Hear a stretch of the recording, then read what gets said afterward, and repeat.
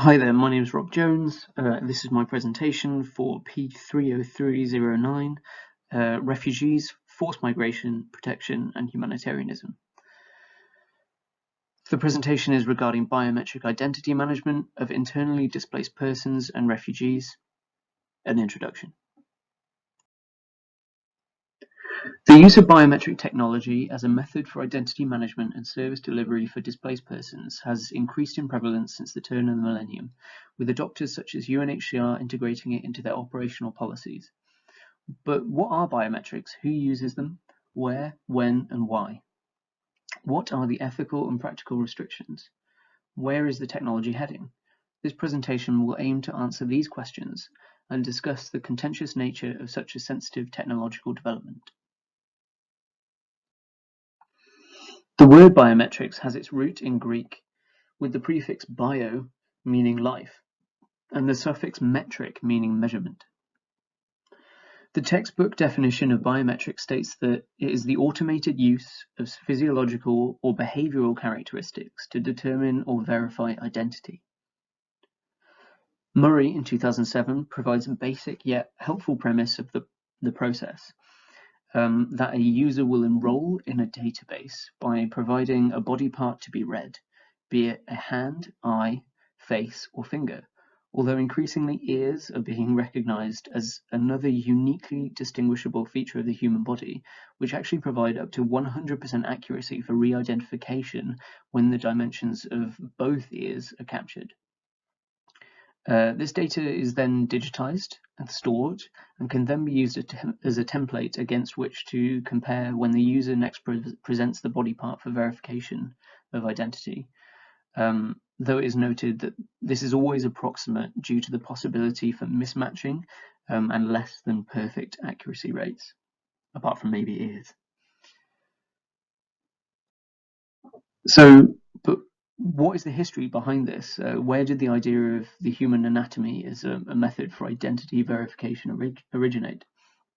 Well, biometric registration as a concept can trace its roots to the distribution of social protection in the colonial era during the British occupation of India, where identity cards were issued and fingerprinting was used to ensure that pensions were collected only by those authorized and to minimize duplication.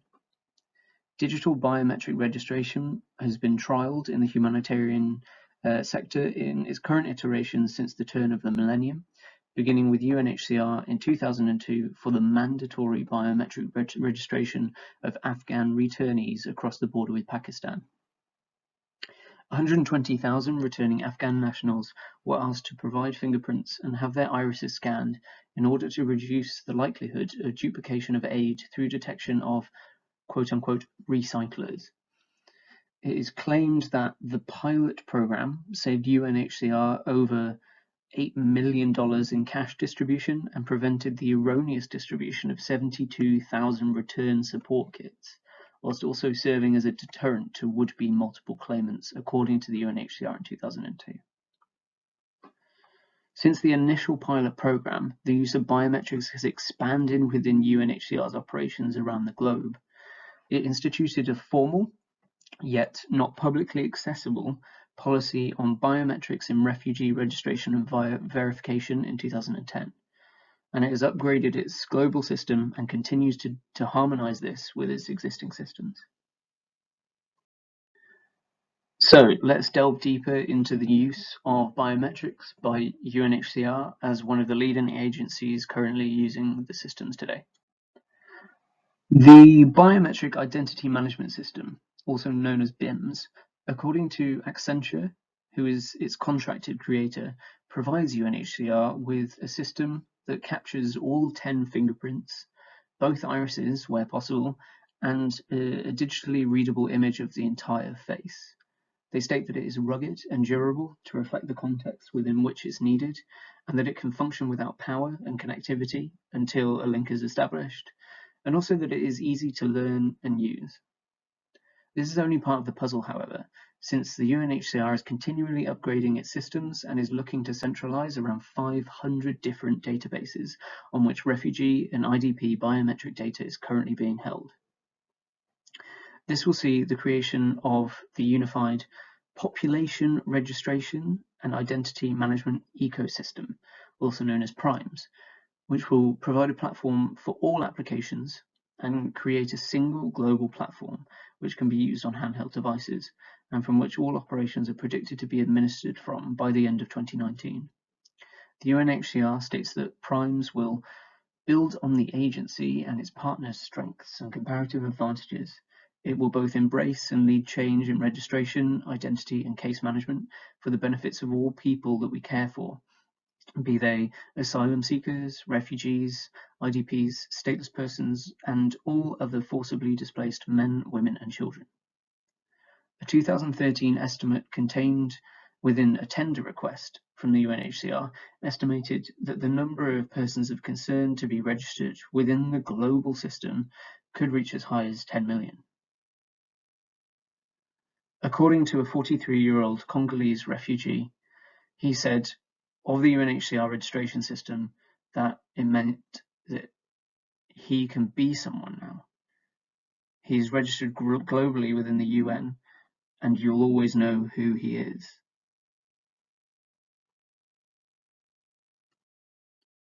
But what is the rationale for use, for UNHCR's use of biometric identity management?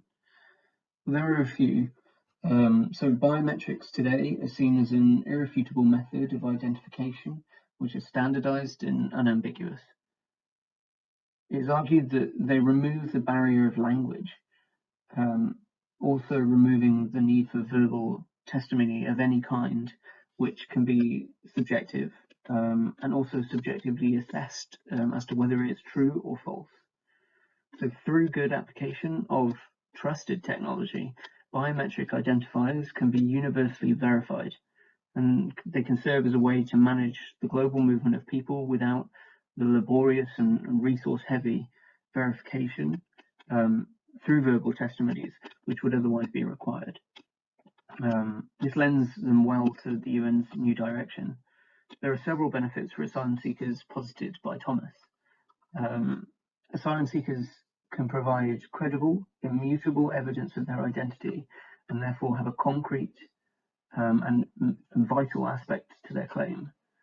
Number two, maybe trafficking will be reduced in the face of advanced biometrics, since falsification of identity will be reduced.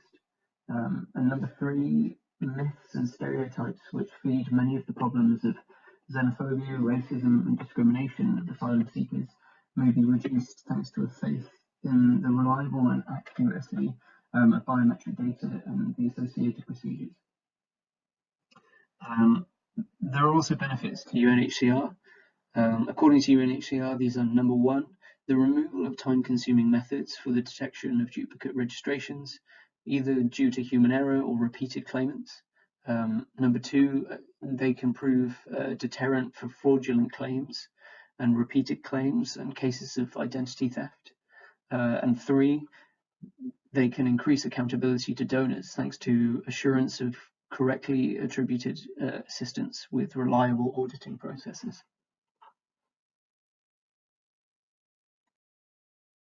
There are also many programmatic implications and uses of biometrics. Biometrics technology is not just used for the registration and verification of displaced persons in camp coordination and camp management settings, for example, but it has also now been put to use directly in urban settings for interventions such as cash-based interventions. A groundbreaking example of this is the cash-based intervention in Amman in Jordan, which allows registered Syrian refugees to withdraw cash assistance from the Cairo Amman Bank. The partnership with UNHCR allows this bank to identify and verify refugees through an iris scan at the ATM. They state that this is effective, efficient, and fraud-proof with low overheads. For those accessing the assistance, however, they report that it recognises the dignity and agency of the refugee population, since they're no longer bound to queues for cash assistance at certain times of the day, and it allows them to live more normal existences. The model is seen generally as a gold standard and places greater agency in the hands of refugees facing difficult situations. There are plans to duplicate this intervention elsewhere, according to the UNHCR in 2015. The use of biometrics in the sector isn't without contention, however. In 2015, among sector-wide consternation regarding the use of biometric technology, Oxfam imposed a moratorium on itself regarding implementation of biometrics for its projects and programs. The organisation stated that it would pause on its decision of whether or not to adopt the practice, given the number of unknowns around the most effective governance models and the risk of incredibly sensitive data falling into the wrong hands. They've now invited external organisations to tender for a research project into the implications of a growing use of and interest in the use of biometrics within the humanitarian sector. In a recent 2018 article in the Oxfam Views and Voices online blog, it was noted that there have been examples where biometric registration could potentially endanger the very population that it is meant to register and protect. They state that 688,000 Rohingya refugees are now estimated to have arrived in the Cox's Bazar encampment, but with increasing pressure from the host Bangladeshi government, who have access to registration data, there is a real danger that gathering this sensitive data could put refugees at risk if the data got into the hands of their persecutors.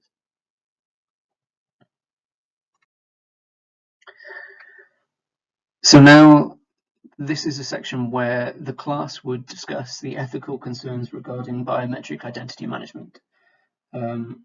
Hopefully several minutes would be used to elicit some ideas regarding the ethical concerns around the technology for displaced persons, other than those briefly mentioned.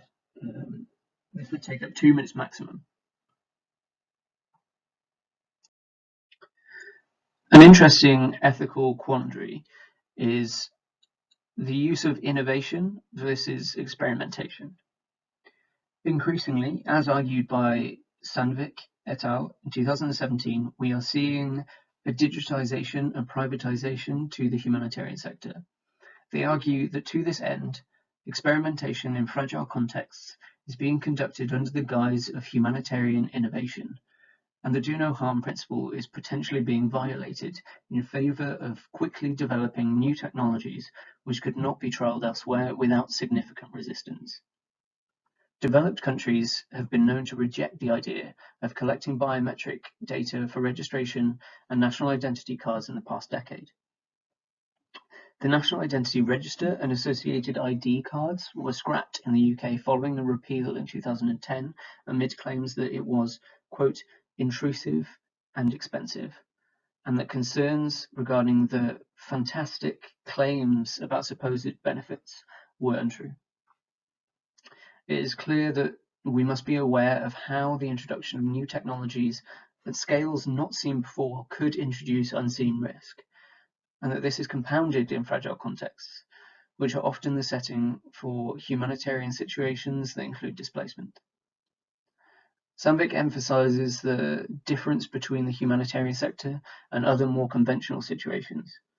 Quote, there is a stark ethical and practical difference between managing risk and introducing it, which is mitigated in other fields through experimentation and also stringent regulation. Further, there are issues surrounding informed consent and transparency. Ensuring that displaced populations are willing to comply is of the utmost importance to ensure high enrolment rates and a successful intervention. But more paramount to this is the importance of ensuring that they are aware of what information they're relinquishing, to whom, why, and how the information will be used or shared in the future.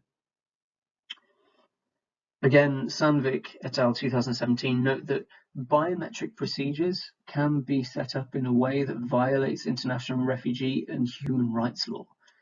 The collection of personal identifiable information without consent is almost always illegal, and doing so often requires the extraordinary exertion of government powers. But is enough being done by the UNHCR and other actors to ensure informed consent is gained? A telling quote came from a refugee in Myanmar in 2006. According to a UNHCR article of the same year, the man placed his finger tentatively on the biometric scanner. He said, "I don't know what this is for, but I do what the UNHCR wants me to do." He said this with a shrug. This aptly describes a situation faced by many displaced people who are asked to comply but may not be given full and accurate information as to what the process is intended for or what its consequences may be, either seen or unseen. An internal audit by the UN Office of Internal Oversight reported in 2016 that whilst in general the communication prior to biometric registration was said to be clear, there was disparity among some of the exercises. The use of media was key in this communication strategy, which involved the use of campaigns in the local media to inform them of the procedure, though this did not extend to ensuring that those who did not have access to such media were informed of their rights and obligations through other means, such as the distribution of leaflets or posting of visible materials in registration sites. This hints at an effort to ensure accountability, transparency, and informed consent. However, that it may not lead to complete coverage. The same report continues to state that in 4 out of 5 country operations reviewed, the organisation observed that the level of information provided to persons of concern during the biometric registration process was below the standards required by the organisational policy. There were also inconsistencies in the information provided, particularly regarding the access to data by third parties.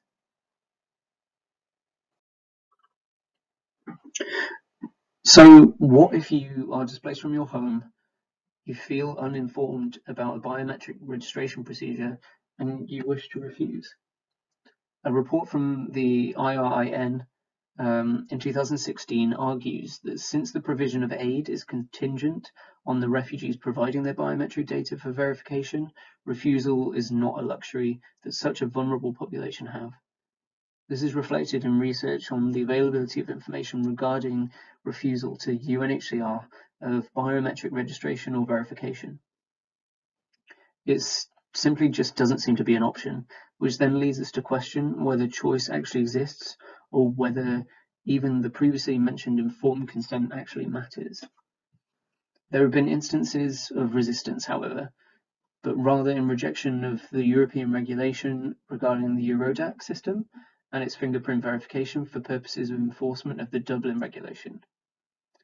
Muller in 2004 notes that asylum seekers in Sweden entered into political resistance through something called bioagency.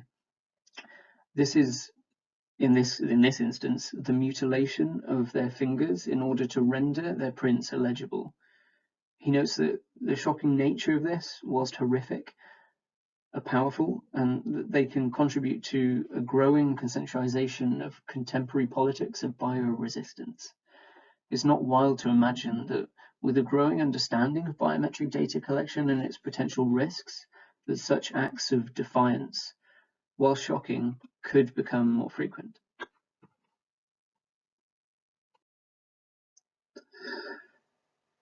So, does all of this add up to an infringement of the humanitarian imperatives? Since the use of biometric identification can also be seen to have its roots in attempting to protect vulnerable populations, are they in contravention to some of the humanitarian imperatives? Number one, the ICRC protection policy states that any intervention with the aim of protection or otherwise should not have any adverse impact on or create new risks for individuals or populations. This is the precept of do no harm. Experimental technologies such as biometric enrollment delivered in exceptional contexts to vulnerable populations is not yet conclusively proven to do no harm. Number two, regarding humanity. The use of biometric identification in order to adhere to the principle of humanity should ensure that it does not incite suffering in any way and that there are sufficient accountability mechanisms in place that ensure the displaced population have a means of recourse. Number three, neutrality and impartiality. Harkening back to innovation versus experimentation, it should be clear that the implementation of biometric technology should not disproportionately favour those who are looking to drive the technology forward over those that they purport to help. Number 4, independence. The privatization of some aspects of the implementation of biometric identity management may create situations where independence is compromised, such as external contractors being involved. Are other actors benefiting from this arrangement? And could this at some point turn to the benefit of national governments or armed forces should they gain access to global registries of marginalized populations?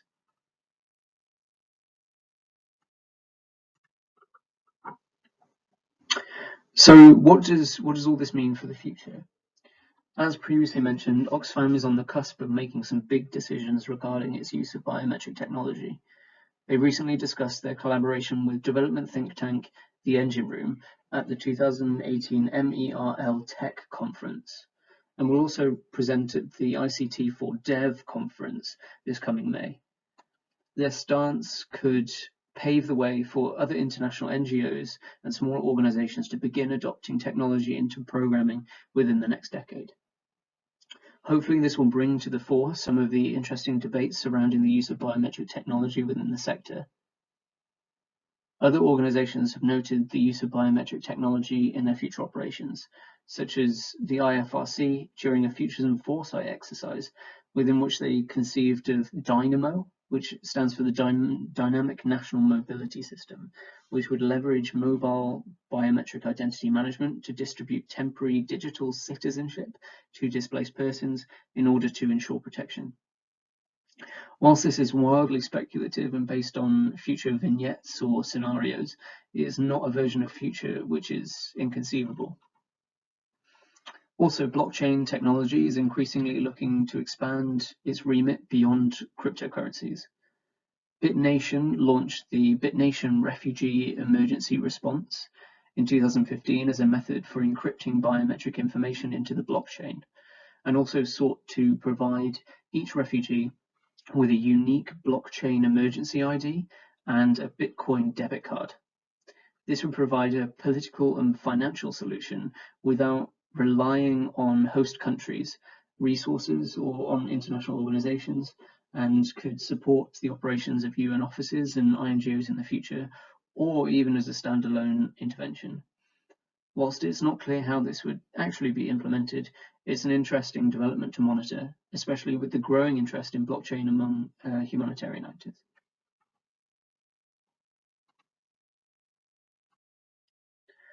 Thank you so much for listening to this presentation. Please contact me after class or via email if you have any questions. References are contained within the following slides.